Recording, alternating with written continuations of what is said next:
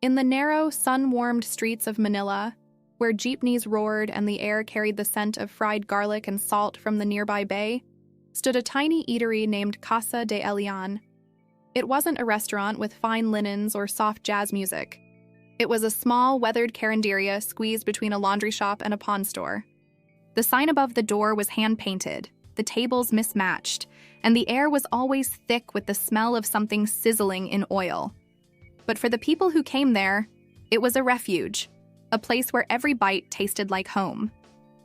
Elian Cruz, the man behind the stove, had grown up in those same streets. He wasn't rich, nor did he have a formal culinary education.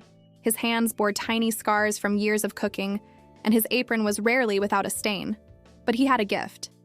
He could turn the simplest ingredients, dried fish, garlic, oil, and noodles, into something unforgettable.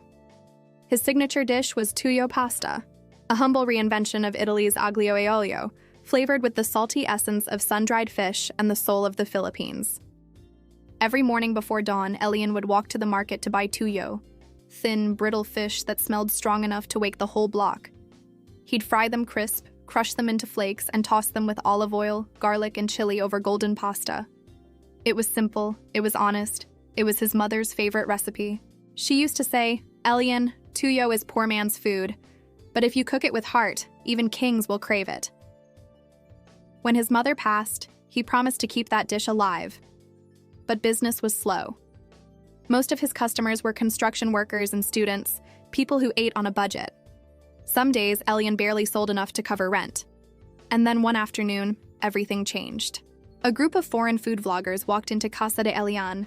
They were from a popular travel channel based in Hong Kong, known for exploring exotic street foods. Their cameras were sleek, their smiles rehearsed. Elian greeted them warmly, proud to have international guests. "Please," he said, "try my Tuyo Pasta. It's a Filipino twist on Italian cuisine." The vloggers laughed among themselves. One of them whispered, "Fish on pasta? That's disgusting." Still, they filmed everything, from the sizzling pan to Elian's hopeful face. When the dish was served, they made exaggerated faces for the camera. One took a bite and spat it discreetly into a napkin. "Salty," he said, "like eating garbage with noodles." Another chuckled, "I think even the rats in Rome would reject this." They left without paying. Elian stood in silence, his pride shattered. He told himself it didn't matter. But later that night, his nephew showed him the video. It had already gone viral. Millions of views, thousands of comments mocking him. "Disgusting fish pasta from the Philippines," the title read. Within a week, customers stopped coming. People recognized his face from the video and laughed. "Hey, you're the Tuyo guy," they'd tease. Even neighboring vendors avoided his stall. Business collapsed. The laughter online echoed louder than the empty silence in his eatery. For days, Elian thought about closing. But one night, while cleaning the counter for what he thought would be the last time, he noticed an old photo pinned near the register.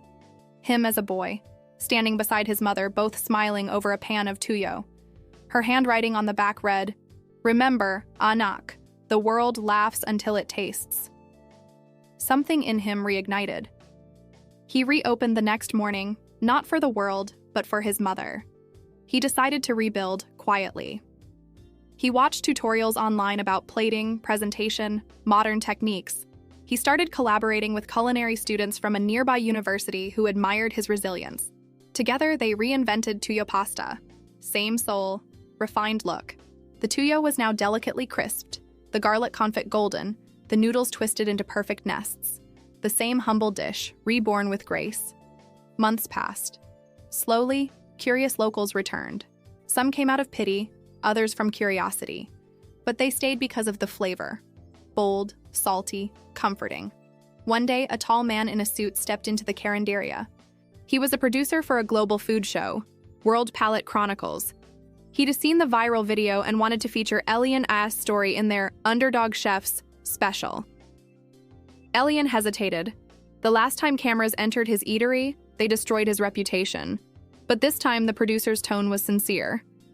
"We don't want to mock you," he said. "We want the world to see how you turned ridicule into art." A week later, the cameras rolled again. But this time, the story was different. The host asked him to demonstrate his Tuyo Pasta on live television. "What inspired this dish?" she asked. "My mother," Elian replied. "She taught me that the simplest ingredients can hold the deepest stories." The episode aired globally.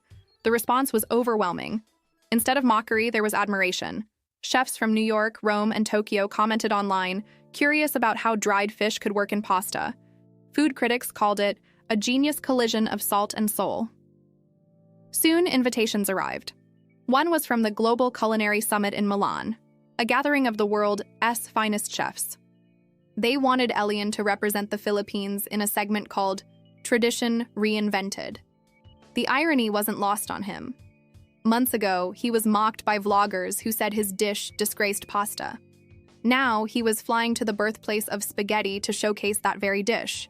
He landed in Milan with trembling hands and a secondhand suitcase.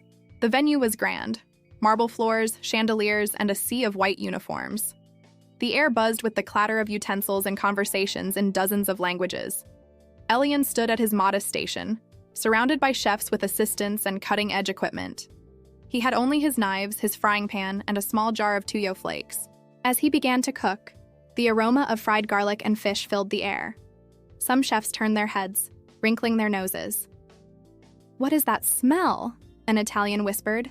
"That can't be food." Elian ignored them. He worked methodically, pouring olive oil, sautéing garlic until golden, stirring in Tuyo with chili flakes. The crowd murmured, confused but intrigued. He plated it beautifully, a swirl of noodles crowned with Tuyo flakes, a drizzle of oil gleaming like sunlight. When it was his turn to present, the judges, including a Michelin-starred Italian chef, a French critic, and an American food writer, stared curiously at the dish. "What is this?" the Italian asked. "Tuyo Pasta," Elian said. "A Filipino creation, our way of honoring both your pasta and our poverty." The judges exchanged glances. "Explain," said the French critic. "In my country," Elian began softly, "Tuyo is poor man's food, but it carries memory, the taste of mornings when families eat together despite hardship. I added it to pasta because I believe no flavor should be ashamed of its roots." They took their forks and tasted. Silence followed. Then the Italian judge set down his fork. "It is bold," he said. "Salty, yes, but honest. It reminds me that cuisine is not about wealth, but emotion." The French critic smiled faintly. "It's unexpected, like a sonnet written with salt." The American judge nodded. "This is why food matters. It tells us who we are." The applause started small, then grew. Cameras flashed. Elian stood frozen, tears forming. He didn't win the top prize that day, but the story spread across the world. Articles titled "The Tuyo Pasta Miracle" flooded social media. Viewers were moved not by perfection, but by his sincerity. Back home, the same vloggers who once mocked him reached out for a collaboration. They wanted to revisit his restaurant.